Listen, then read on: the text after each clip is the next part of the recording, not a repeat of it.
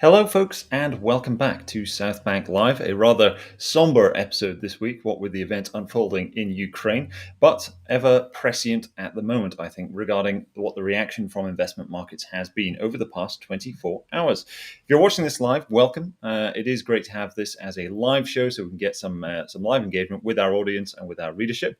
Joining me today is Kit Winder, our energy specialist here at Southbank Investment Research. Kit, a very good evening to you. How are you getting on? Yeah, I'm all right. Thanks, Baz. How are you? Pretty good, pretty good. Now, Kit, I understand you have a history degree, so I'm sure you've got all manner of great historical metaphors and examples you can give us what's going on in Ukraine at the minute. I would be interested in your general thoughts on the invasion of Ukraine and what it means more broadly for us. Gosh, yeah. Well, I mean, the great luxury of doing a history degree is when anything historical comes up, you can say, "Oh, but I didn't study that bit." And sadly, that's just as important today as I didn't study the history of Russia and Ukraine. But everyone has spent the last few weeks desperately trying to catch up, and by chance, actually, for Christmas, I was given by my uncle the book Putin's People, a 500-page epic by the journalist Catherine Belton, which just sort of describes how the Cold War didn't end when the wall fell. It just took on a different, much more powerful tool in the form of swapping communism for capitalism, which, as we know, is a much more sort of powerful economic system. And Russia is now using the capitalist, the proceeds of capitalism to fund its wars. It's oil and gas, it's commodities that are funding this war, and it's us who's buying them. And so, given my work in the energy markets, that's been one of the main things I've been looking at today. Pretty obviously, when there's conflict around Russia, you're going to be pretty concerned. Oil and gas prices have spiked. Obviously, gold did the same. And one of the big conclusions that we're drawing from today is if oil and gas are funding Russia's nefarious actions, not just this war, but as the book lays out, the last 20 years of undermining Western democracies, funneling money out of the country, funding the likes of Donald Trump and Brexit and all of those people, that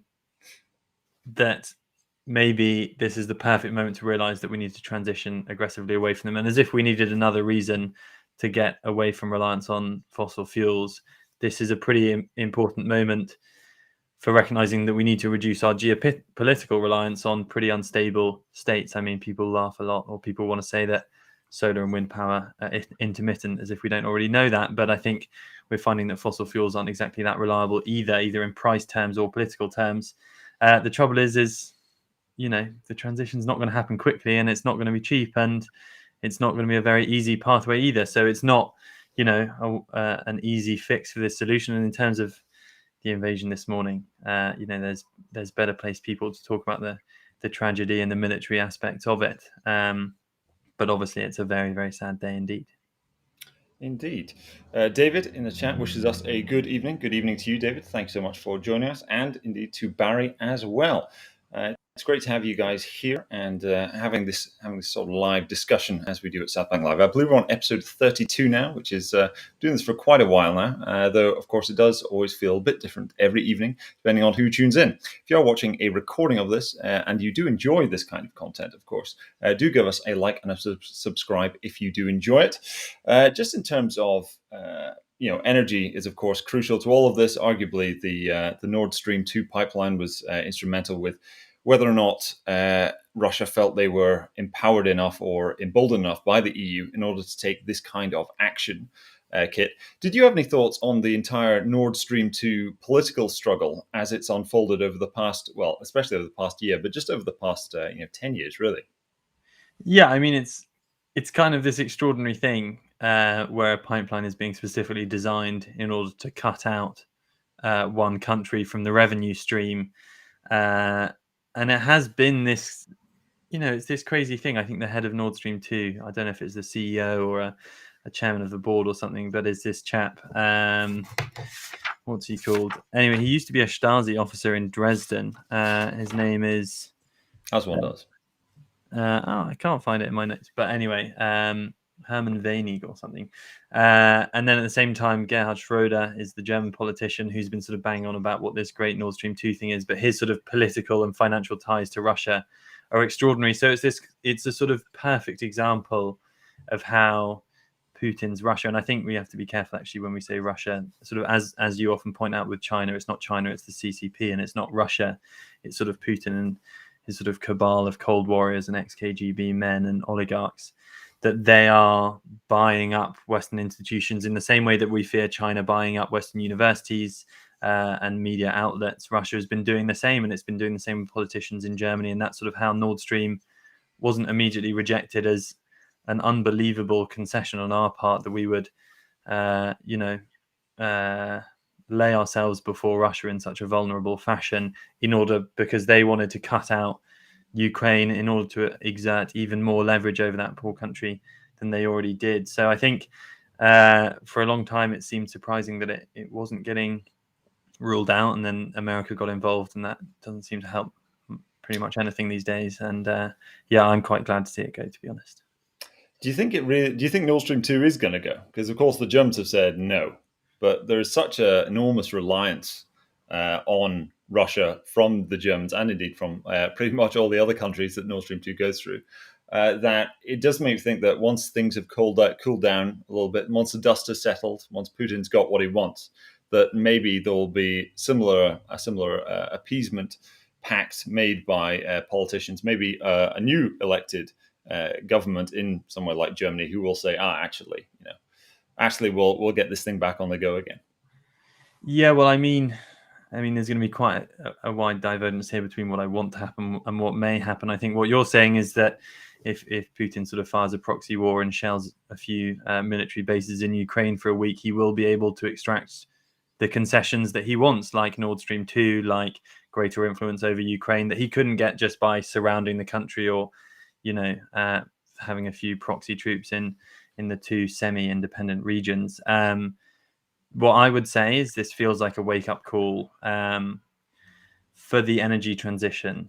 And I know that's a sort of boring thing to say, and it's not very easy, but there is a great opportunity now, in the same way that you don't fight the drug war. Well, we do fight the drug war by trying to tackle supply, but we shouldn't. The real thing to do is to try and stamp demand. Everyone thinks that Russia has this great weapon, which is its hold over us, because it sells us all its gas. But if you think about that relationship in reverse, the sway the revenues that go into Russia because we buy their gas. They need our money just as much as we need their gas, and they have not a huge amount else going for it. So if we, as the buyer, can transition away from Russian gas, I'm not even saying it has to be to renewables. I think that's the best option. But even, shale gas in America can ramp up pretty quickly.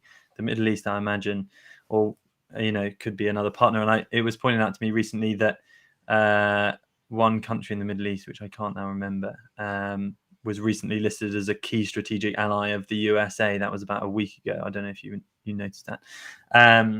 But if we can reduce our demand, that's as painful to Russia as them reducing their supply of gas. And so actually, we're talking a lot about sanctions, but the biggest sanction we can impose on them is no longer being a buyer of their greatest export. Yeah, it is an interesting proposition. Ultimately, here in the UK, we do have the North Sea, and that helps us an awful lot, as do several of the Scandinavian nations. But it's for the likes of Germany in particular, especially when they've kicked out their nuclear capacity now. Right, yeah, it doesn't seem like a very smart idea. I mean, it didn't seem like a very smart idea at the time, but I think now it must be considered quite an especially poor idea. There was a sort of gallows humor joke that was being put around today. I think it was let's see, what was it? What's happening with Russia is exactly why you don't let a Swedish teenage girl stop you from creating self-sufficient energy supplies. And of course, this is rather wry humor, but it does feel like a lot of the politicians in the euro area are now waking up to the fact that Greta Thunberg's vision of the future does not sit very well with when you have Russia on your doorstep and being willing to make some really quite devastating military moves on your own territory.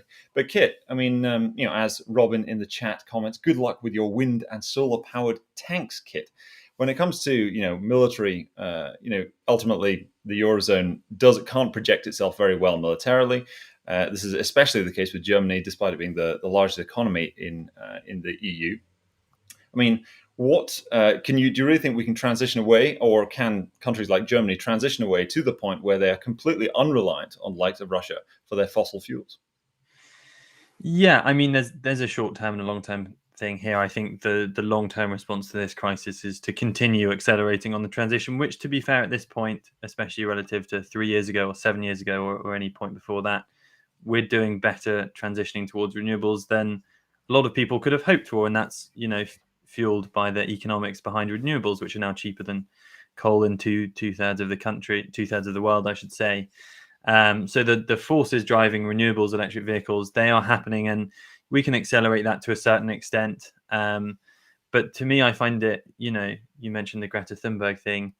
It's an odd irony of the green movement that they don't like nuclear, and there's some, there are some reasons not to like it. But it turns out that in terms of the sort of deaths per megawatt of electricity generated by each major source of energy, it's by far one of the safest. So the sort of safety concerns, while very visceral, don't stack up statistically, especially against coal, which is clearly so dangerous in terms of what it puts in our lungs and what it does in terms of miner safety working in the mines themselves. So Germany has suffered at the hands of that anti-nuclear element of the green movement, and I don't personally understand it. What they need to do in the short term, I mean, I said the long term is the full energy transition to renewables, and it is possible. There's a bunch of modeling that's been done on getting to 100% renewable energy grids. That will be pretty complicated, and we've already seen in the last few years that the pathways to a majority renewable grid are going to be pretty diverse and complex and difficult, mainly because even if very brilliant professors at Harvard University and Stanford University can model these things, having a group of politicians trying to bring those things into action is a very different story. But in the short term, on Germany, just as you asked, getting away from Russian gas, it's very difficult, but it can really sort of only be by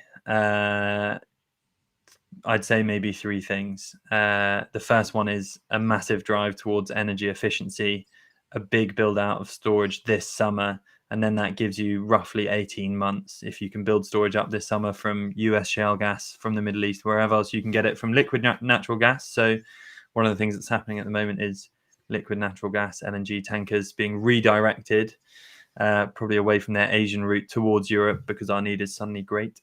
So we're willing to outpay them. So sort of managing to ramp up storage next summer, that gives you 18 months to get your renewable farms, ramping up. And maybe that only reduces reliance on Russian gas from sort of 40% of your electricity in Europe, which is what it is today, to 35 or 30. But if you can accelerate that, then suddenly you have a very, very powerful sword of Damocles to hold over Putin. And, whether he considers economics or the finances of his country or growth to be a very relevant concern anymore, or whether it's all legacy and empire, who knows? But that would be a pretty powerful way to exert pressure on Russia, I feel. I can't remember the name of the American politician who it was. It may have been Dick Cheney or Donald Rumsfeld, though I could be wrong, who said that Russia is a gas station masquerading as a country. And when you're thinking in these petro-political terms, especially regarding the Europe-Russia situation, Nord Stream 2 and all these things that we've been discussing, it really does come to the fore, the power of gas in general. Though, as Rune in the chat comment, on the economy, though, Russia has a lot less debt than Western countries. Are they maybe economically well prepared for any sanctions the West can impose? That's a very good question, Rune, and I would agree with it thoroughly. I think Russia's finance ministry has dealt very well with reducing its debt, building up its gold reserves at the central bank. Yeah. And I think this has been done very deliberately, very strategically, because they see the amount of influence the West can exert on their own economy, and they want to make sure they are as insulated as possible from it. So I think they definitely are prepared. How well they deal with the sanctions is another question, but one has to wonder if every sanction that there is has been leveled or spoken about or threatened at Russia over the past 10 years. and they've proceeded as they have, you have to wonder whether or not they would really be that successful in the first place if Putin is acting in the way that he could. Now, there are still yet more nuclear sanctions that have yet to be unleashed, though they have been spoken about, like a total shutdown of SWIFT, the dollar payment system, shutting Russia entirely from it.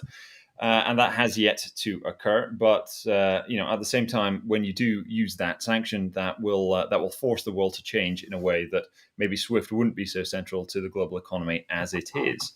Kit, just in terms of your thoughts on, as we have been speaking about gas so far, what's your thoughts on the energy world as it is in the medium term from here? Now, this is a very big question, so no worries if you can't give me a really easy answer.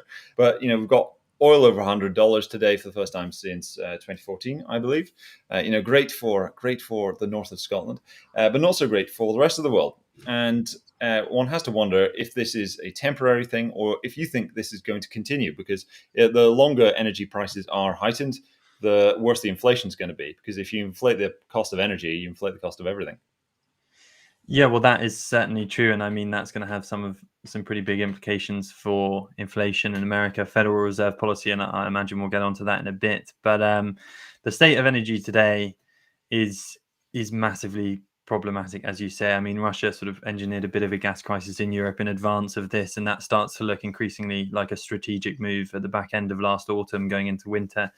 And with oil prices rising, there was underinvestment going through the pandemic.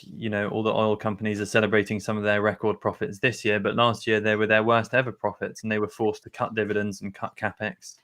And I keep going back to this thing, which is that if you're an oil company sitting there today, looking at all the forecasts by the International Energy Agency, by Bloomberg New Energy Finance, or by any of the sort of major players in the energy forecasting world, they are all saying that oil demand plateaus from here, it stops growing, and that by the 2030s, 40s, 50s, you're starting to see real declines. And so if you're not Saudi Arabia, if you're not pulling oil out of the ground for $10 a barrel, it's going to be pretty hard to sell it in a world where demand is 75 million barrels per day instead of 100 or 50 or 25, which is what the IEA predicts for 2050. And so when you're looking at financing or permitting a project that has a 20 to 30 year life cycle, it's much riskier. It's much riskier than it ever was before. And suddenly we have alternatives before in the form of electric vehicles powered by solar and wind. And yes, I imagine there will be electric tanks at some point in the future.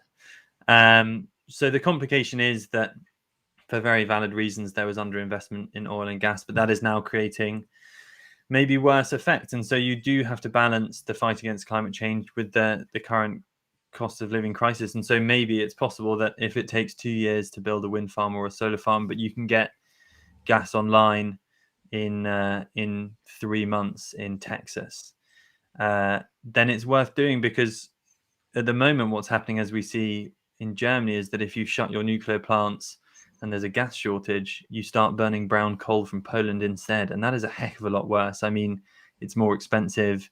It's something like 3 times more polluting on a bunch of different metrics. And so, if we're seeing coal-fired power plants springing up out of the ground, as I think they're starting to do in China, I think more plants have been started on construction in the last 6 months in China than in the 6 years before that. So if that's the response of governments and economies who are prioritizing the energy security of their people, who are prioritizing low cost electricity for their people, then gas is preferable to coal. And you do just have to be realistic about that. And you spoke about Greta Thunberg, and her vision is incredibly powerful and has massively driven the conversation forward in the last 2 to 3 years. And we have to, I think, give her enormous respect for that. But at the same time, there are complications arising when her vision hits reality. And, it's possible to discuss those as well. So we can't denigrate what she has done, but it is, understandable for leaders of their countries to just prioritize the energy security and the cost burden of their people today. And if that is the primary concern, then gas is preferable to coal, and maybe some shorter term solutions are good. But it's about ranking your priorities in the short and medium term and gas is better than coal, and if you can get renewables online, so much the better. Yeah, a very comprehensive answer there, Kit. I think our opinions on Greta Thunberg are rather different, but of course that's what makes our conversations all the more interesting. There are some very interesting comments we have in the chat. I thought it would be good to go through a few of them. In terms of, Rune, for example, says, will German manufacturing survive the energy costs associated with greens and potentially losing Russian gas? So there's a very interesting question. We have discussed this slightly in previous episodes of Southbank Live with John Butler, who sadly couldn't join us tonight, but he will be back with us hopefully at some point next week. In terms of looking at the German manufacturing sector, this is what has built Germany into the economic powerhouse it is, the largest economy in the Eurozone that really rules the roost in a lot of ways. It does everything except, Germany rules the roost in many ways, though sometimes not always the ones that matters. So looking at military projection, for example, in this circumstance. However, of course, the German manufacturing base has an enormous amount of political power in Germany, and perhaps that's why, Rune, that we've seen Germany not entirely adopt all of the green policies and thoroughly support all of the policies that would result from losing Russian gas. I mean, Kit, what's your thoughts on that? Because I know, you like continental Europe very much. I'd be interested in your thoughts on the German political situation when it comes to energy. Yeah, I mean, they've had a very interesting time of it. The nuclear decision is the one that I know most about, and that has been very bad for them. It's been both environmentally catastrophic and also more expensive for their consumers. I think they've been unlucky. So back in 2005, 6, 7, they led the charge when it came to solar energy, and bless them, they took a bullet for the rest of the world, because what they did was they got the ball rolling on the cost reductions in the industry. And in 2010, solar PV cost something like 10 times what it does today. The fall has been 90% since 2010, and we have Germany in part to thank for that, because they got the industry moving when it was very uneconomic to do so. But in doing so, they locked in a lot of solar power at much higher cost than can be built for today. And then they followed that up by closing all of their nuclear plants. They have a combination of expensive solar, coal power, and the rest of what makes up our electricity grid, so hydro and gas. And they've had a pretty tough time of it. And again, that situation, the Green Party is incredibly popular in Germany. It's involved in the coalition today.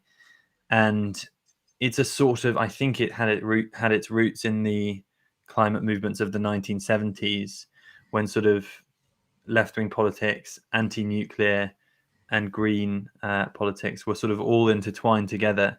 And on any metric, on any energy transition analyst call or forecast or model today, nuclear has to play a huge role in the energy mix going forwards. And there are some problems around it. So it's very expensive. Everyone will know that Hinkley Point is running massively over time and over cost. And that's true for pretty much any EDF built nuclear plant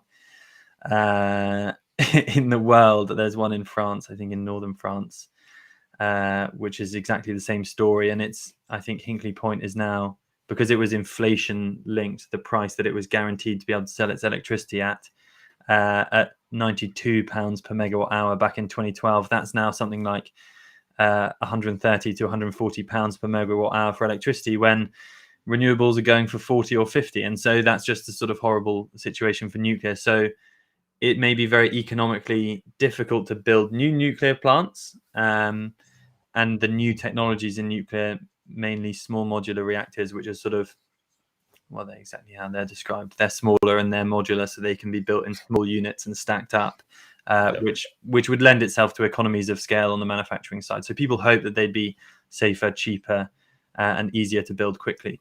But the point is, new nuclear and new nuclear technologies are expensive, and they're a long way away, so they can't really affect the climate crisis today.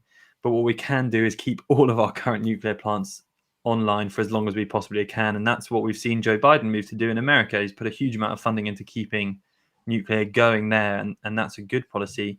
But in Germany, it's been the opposite. And so it just is confusing how that has become intertwined with politics in the Green Party in Germany. And for them, it's very sad. And for people who are paying high for electricity that is worse for them, it's also very sad. Yeah, on that note, Brian comments, my dual fuel bill shows 20% allocated for renewables. This is diabolical given the high price of electricity slash gas. Would you agree? Would you agree, Kit? Is that diabolical?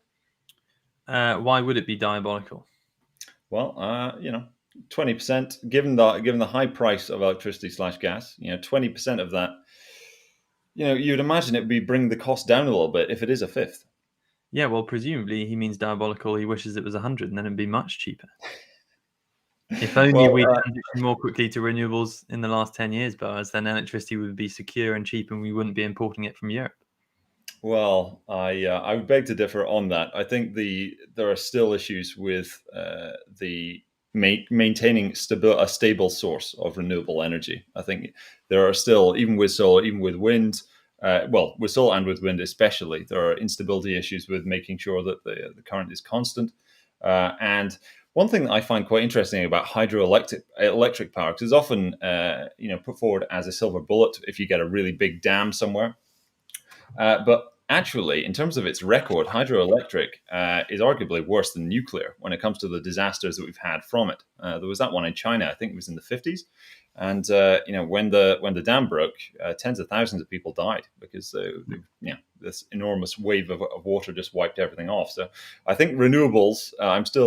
I'm still very, very bullish on the fossil fuel space in general, but that's I am biased, of course, because I am from Aberdeen, and high oil prices are very good for us in Aberdeen. But at the same time, I do feel that the wonders of renewable energy that you described, Kit, while the future is already here, it just isn't evenly distributed.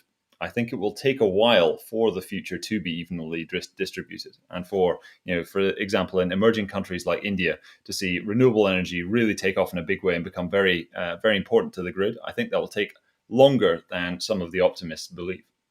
Okay, well, I mean, at COP26, India committed to tripling its renewable capacity by 2030, and they're going to 500 megawatts. So they're going to be one of the biggest producers of renewable power in the world in 8 years' time. If So I'm they actually if incredibly they go bullish. forward and do deliver on their promises, yes.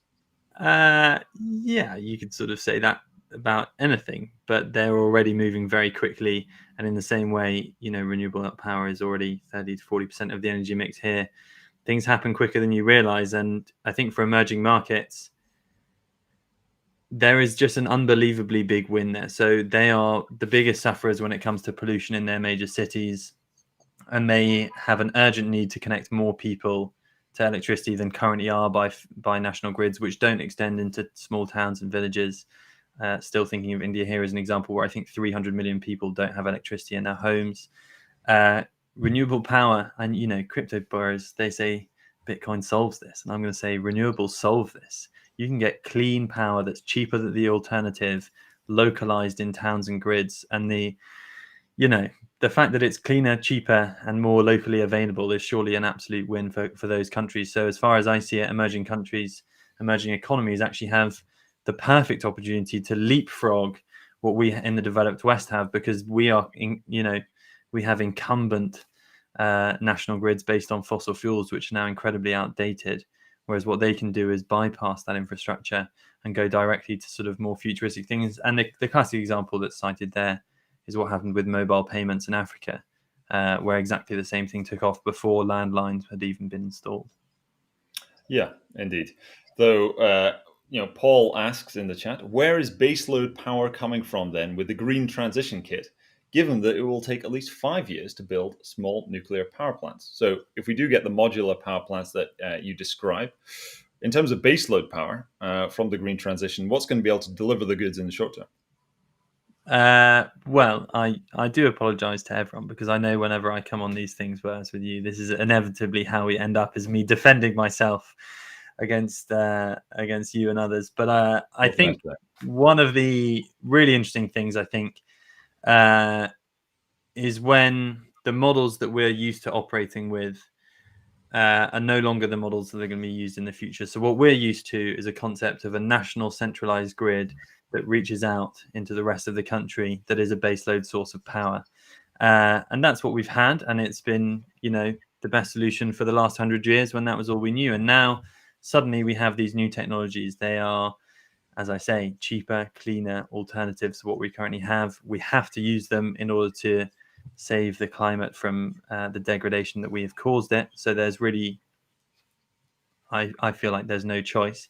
But the good news is they're a technology, not a commodity. So they can be developed, advanced. I mentioned earlier that solar power has fallen 90% in cost in the last 10 years. For wind, it's 50. For batteries, it's 80 or 90 as well. And so batteries now come into this. So you mentioned the intermittency problem, Boaz. And I would argue that what we've already seen in places like South Australia, California, and here in the UK is that renewables can take up much more of the grid than people ever thought. So 10 years ago, no offense, Boaz, but people like you were saying you couldn't get 10 or 20% renewables on a grid. You'd be having blackouts, you'd have power outages, the wind doesn't always blow and the sun doesn't always shine. But it turns out that there are two things. Is one, wind and solar are inversely correlated. So usually you have one, not the other. And the second one is that the grid is actually much better at managing these things than you'd expect. So in the UK, you have it coming from all different sources. We have hydro, we have nuclear, we have gas that can be ramped up and down. So grid management of renewables has been far more capable than we ever expected. And then going forwards from now, we're going to have batteries coming into the mix. So whether that's larger lithium-ion batteries that can store electricity for about 4 hours, or whether it's hydrogen storage solutions that can go seasonally, they can store the summer sun all the way through into winter. You're going to be able to have, enormous amounts of renewables on a grid. I'm talking, 80, 90, 100%. You're going to be able to store it when it's sunny for when it's nighttime, or you're going to be able to store it from when it's windy to when it's calm. And so the ability to have completely renewable grids is now possible for the first time. So you don't actually need baseload electricity. You have grid management and you have storage. And so the model of the past of a grid with a baseload source is no longer really going to be necessary. And you start to think of having models where it's less centralized, where it's entirely renewable, and where there's a lot more sort of grid management and storage going on. I mean, 10 years ago, Kit, I dread to think what I was saying 10 years ago and what people like me were saying 10 years ago. I don't think we were being quite so specific about renewable energy back then. Though I used to be a lot more. I used to be a lot more bullish on renewable energy. I feel like I've become jaded and cynical as I've grown older. Where yourself, you've only become more and more enthused with the idea of renewable energy and the bright future that it holds.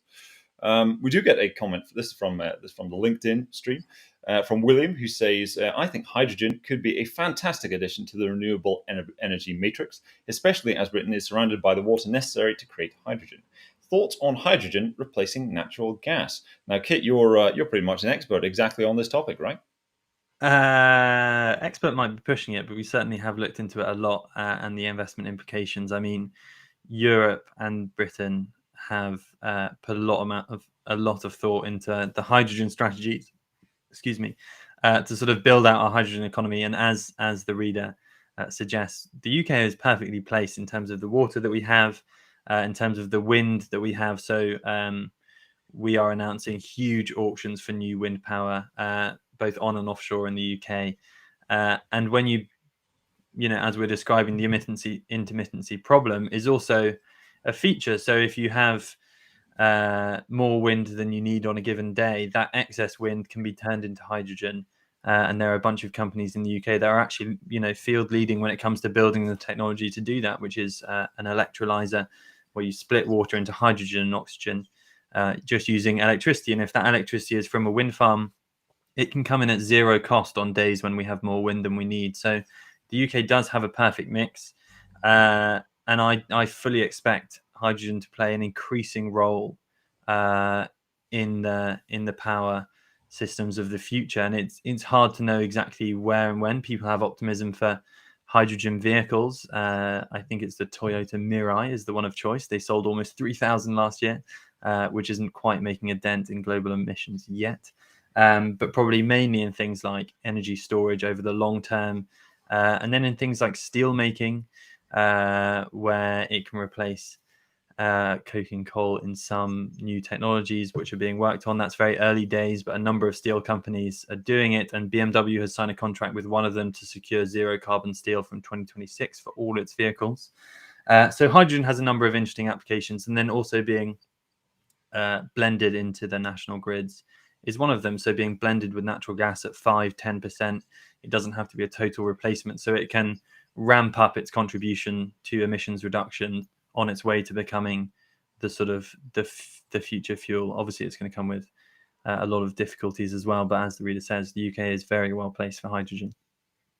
Yeah, on the topic of low vehicle sales, for the Toyota Mirai, I believe you mentioned there. Well, if low vehicle sales, it's not allowed Musk to get him down at all. I mean, Tesla is now an absolutely enormous company, certainly in terms of valuation, though maybe not in terms of vehicle production. On that note, I would be interested in your thoughts on that, Kit. I mean, Tesla has become something of a I mean, it's quite an extraordinary phenomenon if you just look at the enormous size that it's got gained in terms of market cap. Of course, a lot of that's been wiped off today just because of the Russia chaos and that. But in terms of your thoughts on what Tesla represents, do you think this is a good standard that we should be following? Do you think this is a true story? Do you think this is a positive movement that investors are so fascinated with Tesla? Or do you think this is maybe misleading some of the renewable energy crowd?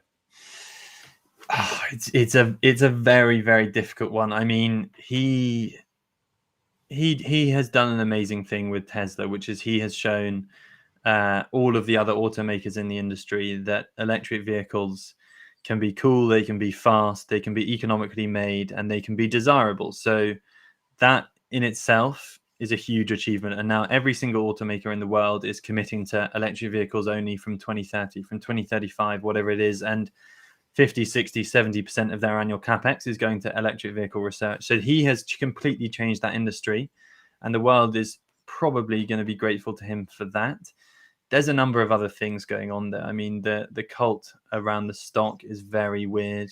The cult around him I find uncomfortable, given that it seems that he's not, he's not the greatest man in the world. He's not treat his employees so phenomenally, and I have a lot of misgivings about him as a person outside of what he's achieved with Tesla. But the other question I think that's quite interesting is whether autonomous vehicles are going to come and shake up the car ownership model. So if you consider, for example, Boaz, that when you order an Uber and they're about to go up 20% in cost in London from sometime next month, I think 50% of the cost of your Uber is paying the driver. And everyone I live in London, everyone else who lives in London recently knows a bunch of new apps came onto the scene. There was Bolt, Ola, Hail Now, whatever they are. And there was a sudden surge in competition. And basically what everyone was doing was coming in with very low costs. You could get anywhere for a $5 or a $10. It was very cheap. And then slowly, because obviously that was a loss-making strategy, they've all ramped up. And now they're kind of the same price that we remember black cabs being. And actually, all the drivers turn you down when you request a ride. So suddenly you're waiting 15 minutes anyway. And so the promise of Uber didn't quite work out. But if 50% of the cost is the driver and autonomous vehicles come in, suddenly you can have that incredibly low cost ride hailing system. And if all those vehicles are electric, which are cheaper to run, cheaper to service, and in a few years' time, they'll be cheaper to buy as well, then suddenly you imagine the cost of these sort of ride sharing, ride hailing platforms can become much cheaper. How important is it going to be to own a vehicle? I mean, you remember how it was in the early days of the pandemic, far fewer cars on the streets, much cleaner air.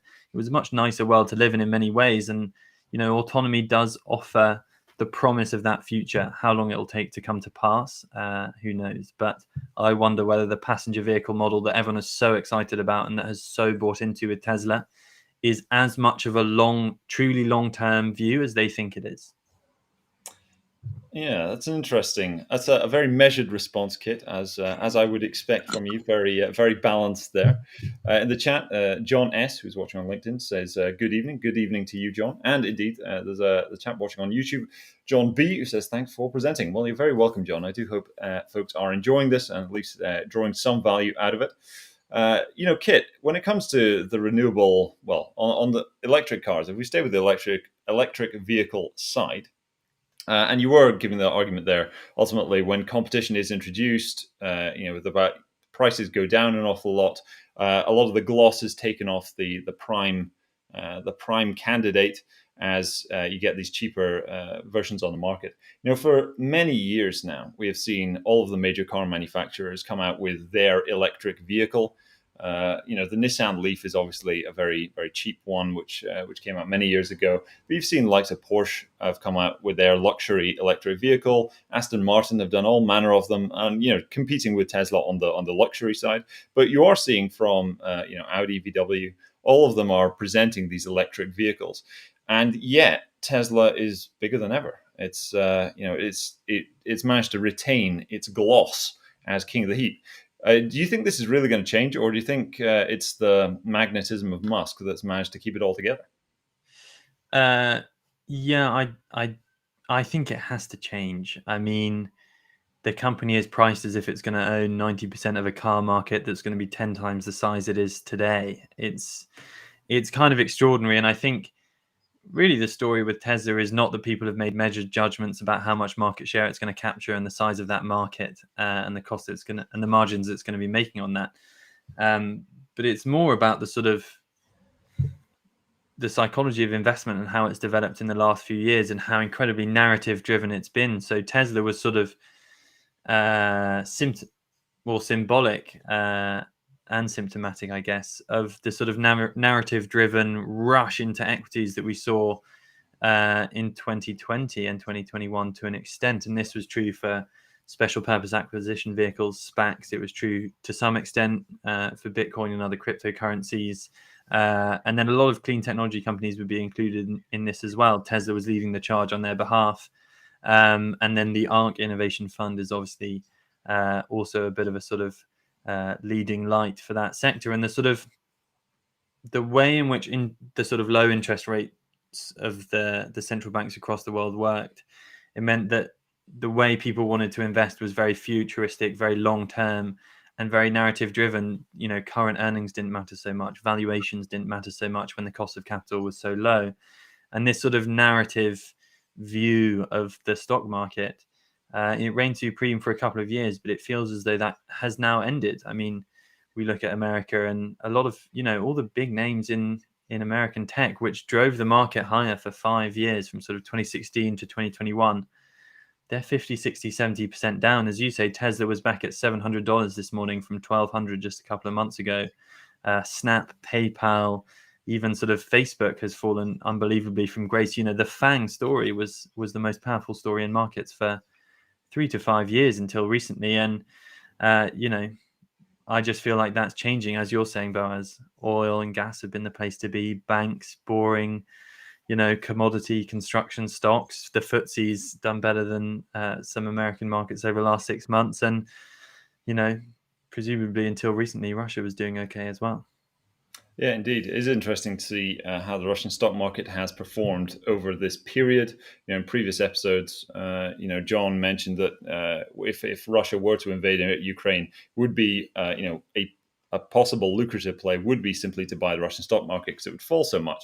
And there was a question comment here from John D, who says, "How do you see the buy on the sound of cannons mantra playing out this time, compared with Crimea, Georgia, and so forth?" Very good question, John. The buy on the sound of cannons, sell on the sound of trumpets. This Rothschild quote gets bandied around very often, and then some folks say Rothschild said, "When the streets of Paris are running with blood, I buy." You've got all these very dramatic interpretations of the same idea ultimately.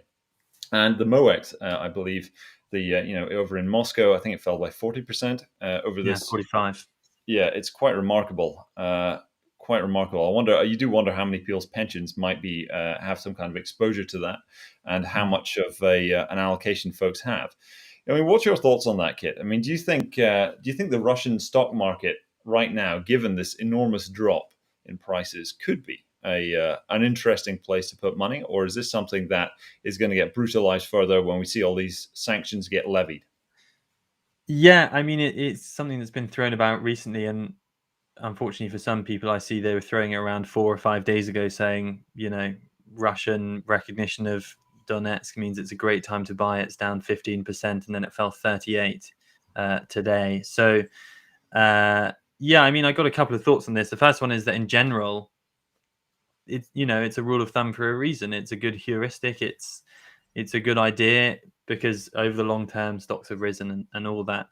I would have 2 points of caution here. The first one is that although this episode sadly will probably get forgotten by the markets before too long, as they forgot the pandemic, as they forget everything else, they're forward looking. Firstly, Russia is a bit like China, and you've spoken very well, Boaz, on why avoiding investing in Chinese assets is a very important thing to do. I'm going mainly off the book that I've just read by Catherine Belton, and the way in which, the Putin and his gang of oligarchs and ex-KGB guys at the top of Russian politics have subverted the legal system, the police system, the military, the finance system, the energy, the banks. Everything is now under their control. Every transaction that happens in Russia is to their benefit and sanctioned by them. And so if you are investing in the energy majors, the commodity majors in Russia, the banks, you are funneling money towards the people who are now fighting this war. It is not communist anymore, but they are still fighting a Cold War from the top. And investing in Russia is pretty similar to investing in China, in my view. They are essentially funding operations all over the world to undermine Western democracy and all that it stands for. So I think it's worth being wary of that. And I think the world is waking up to that fact slowly at the moment, that, they think of us as an enemy, and we haven't been thinking of them as an enemy for 30 years, but maybe we should be. The other is that the buy on the sound of cannons idea is based on things going back to normal. But if things go back to normal from this point, markets going to remember what they were super stressed about 2 weeks ago, which was rampant inflation, the threat of rate rises and financial tightening, and also now slowing earnings growth in America. It's not exactly, going back to the party that it was before. It's kind of frying pan into the fire stuff. So although I think, in general, that's been a good idea before, I don't think we're going back to a very happy place if we move on from this Ukraine crisis. Interesting observation there. Kit, in terms of your own search through the markets for prospective investment opportunities in the renewable side, do you have you found any in Russia? I'd be very interested in terms of what that looks like. Russia is mainly dominated by hydropower, so something like a huge portion of their electricity is generated by hydropower, and so. No, to be honest, I've not looked in Russia at all for new renewable plays. They haven't done a lot of solar and wind. And as I say, it's all sort of state owned, or at least subtly state run in any case. So no. Right. It is the Russian market in general is a very, very interesting one. Of course, on the gold side, there are plenty of gold miners in Russia, some headquartered in Russia, and they have operations elsewhere. But it has been a very interesting space. I know our colleague Nikolai Hubble has all manner of views on Russian gold miners, though when it comes to renewables, it's quite different. We were discussing military vehicles earlier and whether or not they would be renewably run. I remember a while back, I think it was Kalashnikov concerned, the ones who owned the rights to the Kalashnikov name. They developed some electric motocross bikes, I think, for the Russian military. Though I don't know if they ever saw a deployment. Though I'm sure they'll, Russia's very entrepreneurial. Sorry, when it comes to trying out new weapon system. They certainly were in Syria, and I'm sure they're trying out all manner of gadgets in Ukraine. So maybe there will be some electric motocross bikes riding across Ukraine at the minute.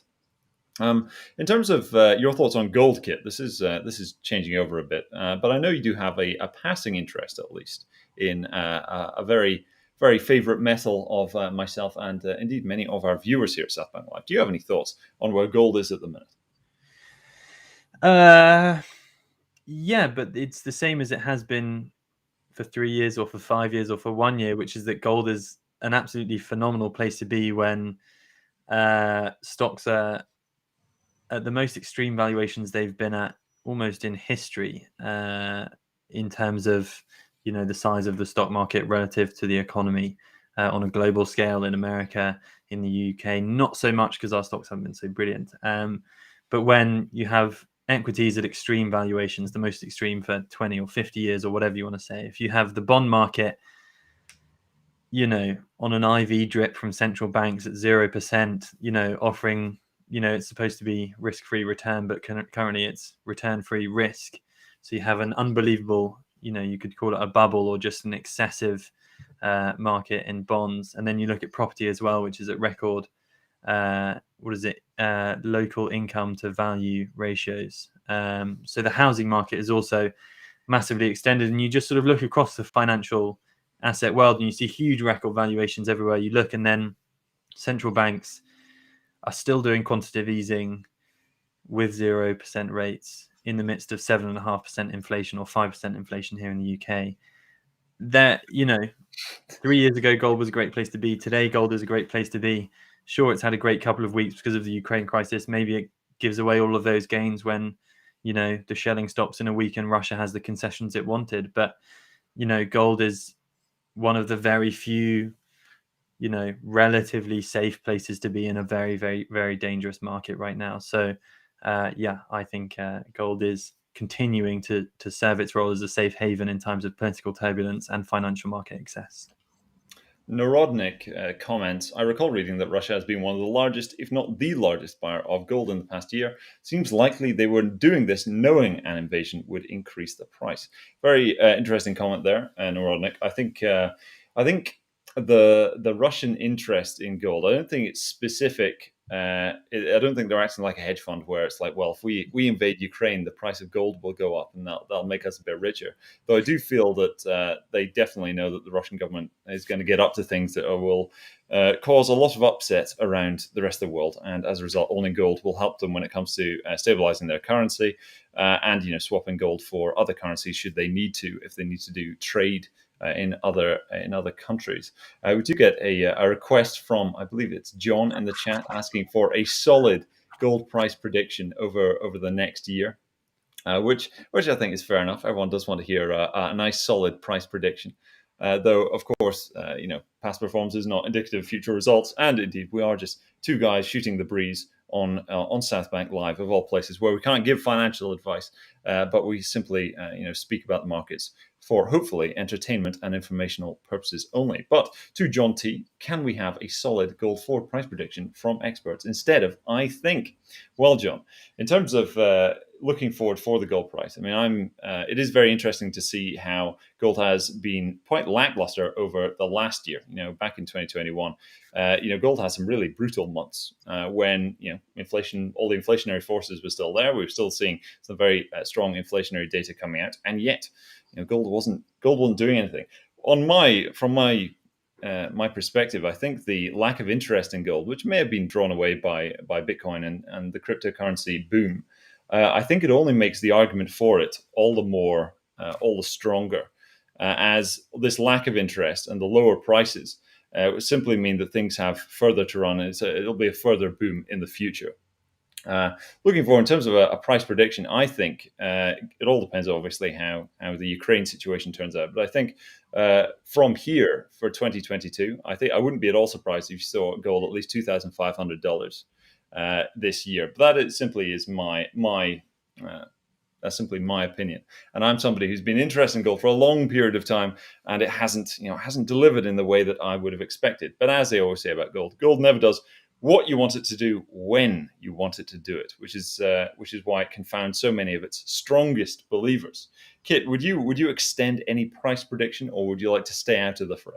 I'll echo yours, Buzz, but I think my main price prediction is that it won't be down 50%, which a lot of other things will be, and that's its current main function, I think, for a lot of portfolios. But Buzz, if I could ask you something, there's been a lot of talk around, with the Russia, US, and the Ukraine system, that America's involvement has pushed Russia and China into bed together. And I've seen a bit of chatter around today that China's probably thinking this is a pretty good time to do some annexing of its own, and people are talking about Taiwan. Are you concerned by the nature of the alliances that have built between Russia and China in recent times, with them, doing joint statements on alliances and China refusing to condemn Russia's actions and things like that? Yeah, indeed. I believe there are quite a few stories out today how China is helping China is helping Russia to resist some of the sanctions through its own economic force. I think the supposed alliances between Russia and China, they're the dragon bear risk, as it's been described for several years now. generally, I lean on the side that it's been overhyped by a lot of the press. It's nothing. It's not nearly so formal an alliance as people think it is. I think Russia is really quite intimidated by China. I don't think they are. The Russian state is sees China so much of as an ally, as a competitor. But that said, there is certainly, I think, there's plenty of room in the idea that if you think China is going to be bold enough to invade Taiwan at some point, that they would use something like this as a good opportunity when the US has clearly been caught off guard when it comes to this. Now, US intelligence have been saying there's going to be a false flag and there's going to be an invasion, but clearly all of the threats to deter this kind of activity with Ukraine have not worked. And the Biden administration didn't want to go take it any further than that. I feel like it could be. Ultimately, I'm not a China hand, not a China expert, so I couldn't comment on it.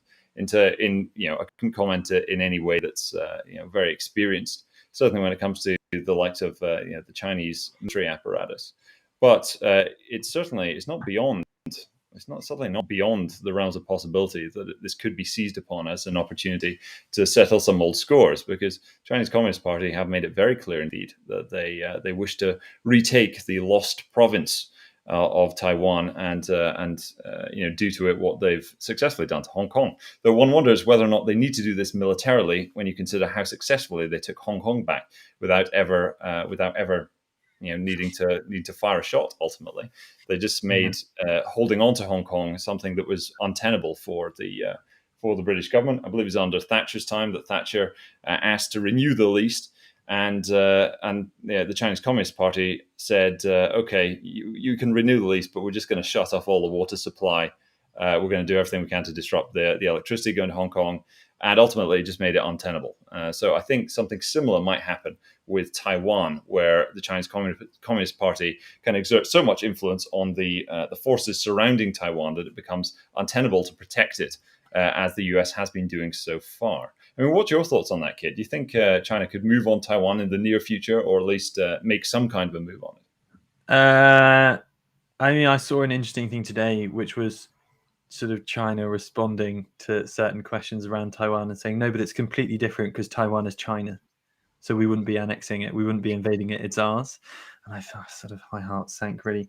I agree with sort of most things you say, and I would defer to your judgment on all these things, Boaz. I think the interesting thing here is that for a long time, or at least for the last couple of years, we rightly recognize China as one of the main global threats to the sort of American hegemonic system, the global order that we've enjoyed the protection of for the last 70 or 80 years. And so all the focus, all the talk was on Taiwan and what would happen if they went for it and all those things. And it would be very interesting to see if America offers the same level of protection to all nations or just strategically significant ones. But, Ukraine is enormously strategically significant as well in terms of not only, geopolitics with Russia, but also iron and steel are two of its biggest exports. I think 16% of global corn and 12% of global wheat come out of Ukraine. So agricultural commodities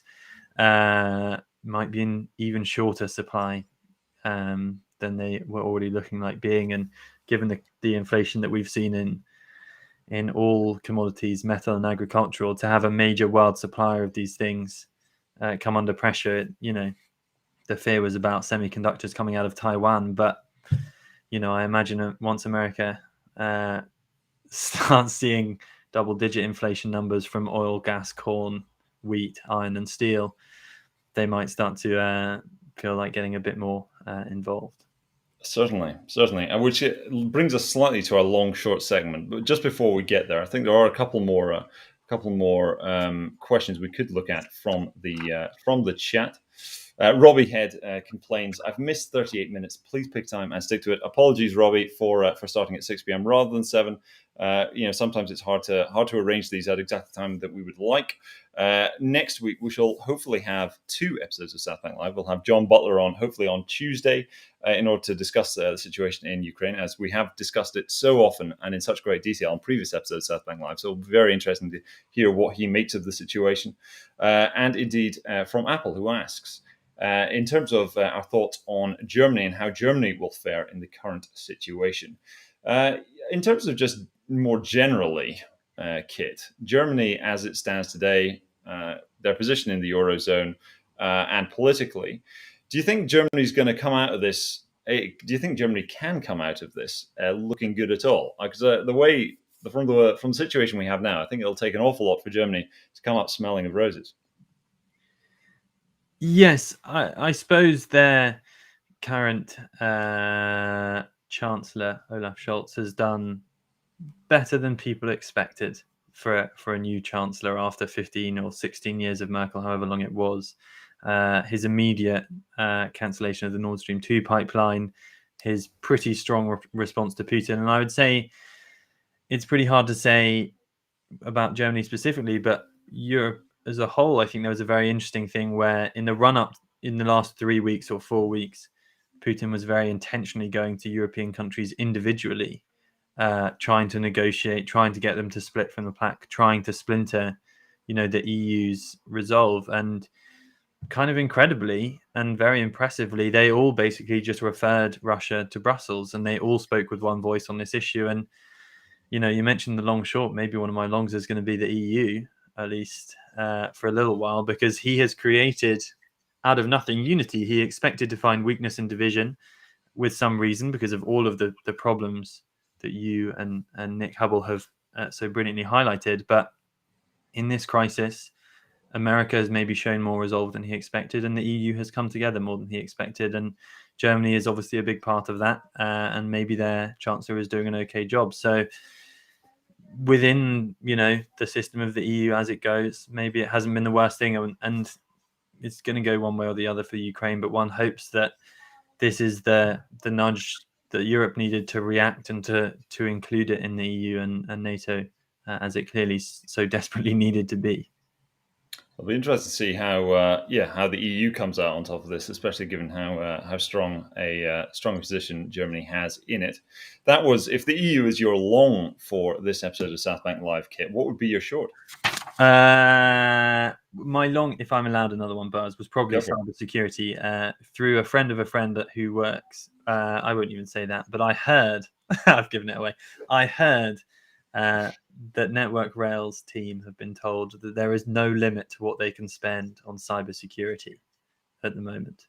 And I imagine, this is something I worked on with James Allen. When I first joined Southbank, when I first joined the company, was the threat of cybersecurity to energy systems. And that's now something that's being widely talked about in terms of a Russian retaliation. So one of my longs would be cybersecurity. And then my short, or do you want to go for your long, or how does this work? We'll do it either way. Interestingly, my short complements your long. Actually, my short for this week would be the internet, for similar reasons that you were long cybersecurity. So Russia has an incredibly advanced an unethical hacking division, you could say. Very, very accomplished. Generally in the cybersecurity industry, the Russians are considered better than the North Koreans and the Chinese when it comes to getting into a system really, really fast if they want to. With the entire world condemning Russia for its actions in Ukraine, and Putin being putting it in no uncertain terms at all regarding how foreign adversaries interfering in this situation will be treated, I wouldn't be at all surprised if we see some pretty major cyber attacks in places you wouldn't always have expected. In continental Europe, here in the UK, perhaps. I would not be surprised if we saw that. I think at least this decade we're going to see internet outages at some point where simply you can't access the internet, and everybody who's grown so used to using it and relying on it is going to be caught out. I think that's going to be terrible for things like buying food from a store. Places like Tesco, Sainsbury's, all the places we normally shop at won't be able to restock if the internet's down, and that's going to create all manner of domestic unrest. Which, of course, if you're Russia and you're way away in Moscow, it's going to be great to see all of your adversaries, having huge issues, being unable to use the internet. So I think that would be my short. because I think we're going to see some big cyber attacks in the near future, and certainly just through this decade. What would be your short then? So if my short's the internet, what's your short, Kit? Nice. Well, funny you mentioned that. During Storm, Not Very Nice, or Eunice, or whatever it was, a week ago, I was in a cafe, and the first thing they told you when you walked in was, "Oh, you can't pay for anything unless you have the app and comparing your phone on national data, because the internet's down because of the storm, so we can't open the till and we can't take card payments." So, the internet one is one I really like.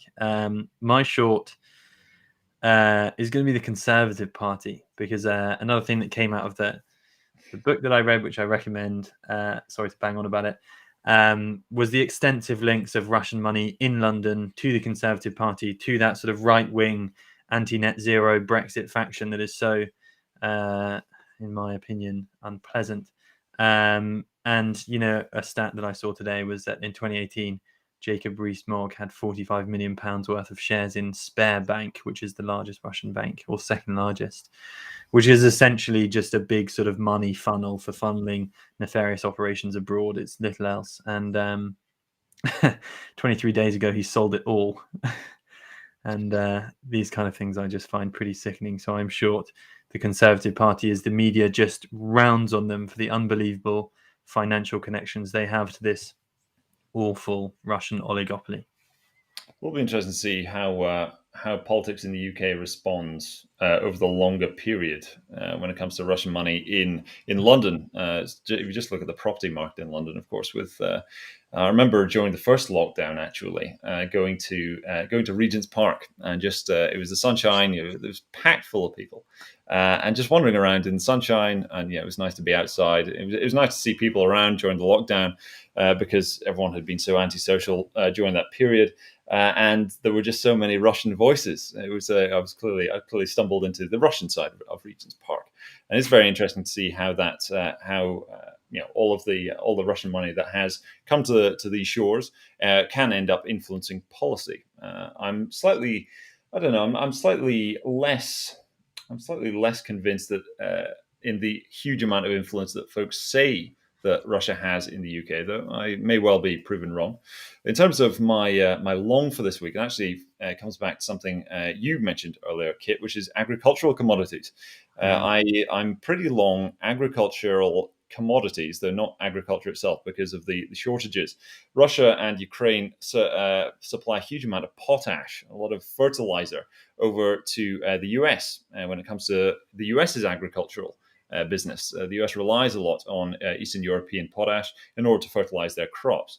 And if you see that go offline, you can imagine the prices of soft commodities throughout the developed world seeing huge shortages and huge price increases, and that is a very, very powerful influence. I mean, we've been speaking about energy costs and how that creates inflation. Food price inflation is something we've seen a huge amount of already, and I think we may see an awful lot more of it in the future as a result of things like this, because the Russian government certainly understands the value that things like potash are to us in the developed West, who have simply grown accustomed to food being at the store and not thinking of where it actually comes from. So I think, soft commodities, specifically grains and fertilizer, I'm pretty long for this week. Just in terms of any closing remarks, Kit, because we have been banging on for a little while now. Anything you close with for this week? I would say, aside from the obvious, tragedy of it all, that from a sort of market perspective, that this idea that we should buy on the sound of cannons, just to remember that what we're returning to is a very, very difficult financial environment. And so not to think that we'll breeze past this and on into a bright and glorious future for the next 5 years.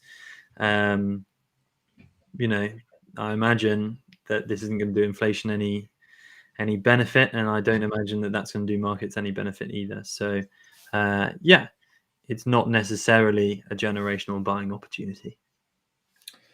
Yeah, words to remember. Thank you for joining me, Kit. That has been a very good discussion. We'll hopefully have you on next week as well. And thank you to all who have tuned in this evening. It's been a very good chat, very lively. It's very good to see so many folks in the chat. Apple comments that she has long automatic lighting in public spaces.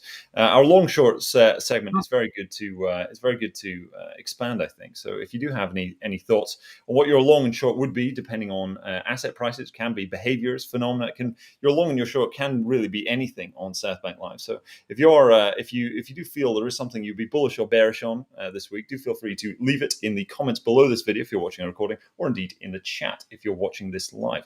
That's all for this week. We shall hopefully have John Butler on next week and Kit again to discuss something called New World Investing, which he'll tell us all about next week. That's all from us for the moment. Thanks so much for joining us, and we'll see you in the next one. Bye-bye.